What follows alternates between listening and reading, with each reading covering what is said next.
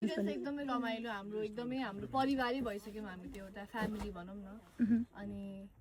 एकदमै एक्साइटेड छु अडियन्सहरूले हाम्रो मुभी हेर्नलाई पाँच पाण्डवको श्रीमती भएर खेल्दा के हो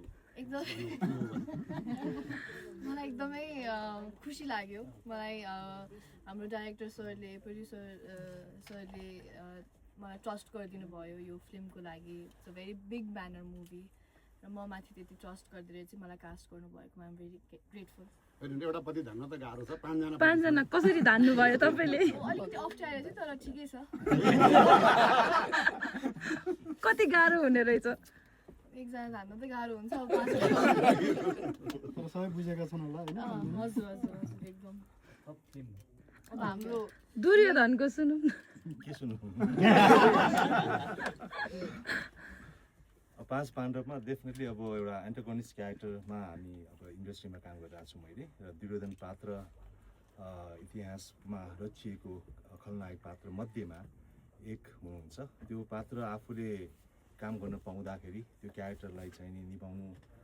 पाउँदाखेरि एकदमै खुसी लागेको छ र ओभरअल टिमले जसरी मलाई चाहिँ नि दुर्योधनको क्यारेक्टरमा देख्नुभयो हाम्रो डाइरेक्टर प्रोड्युसर राइटर्स उहाँहरूले त्यसमा चाहिँ मैले आफै राम्रो काम गरेँ जस्तो लाग्छ र न्याय गरेँ जस्तो लाग्छ सो होपफुली अब यो रिलिज भइसकेपछि दर्शकहरूलाई डेफिनेटली थाहा पाउनेछ उहाँहरूले पनि थ्याङ्क यू नकुलज्यू मैले बोल्न आवश्यक छैन थ्याङ्क यू सो मच सबैजनालाई नमस्कार सदा सर्वदा तपाईँहरूको आशीर्वाद रहिरहोस् जितुजीको भूमिका के हो भीम हो के उहाँ त भीम भन्नु नि यति सानो हुनुहुन्छ म भीम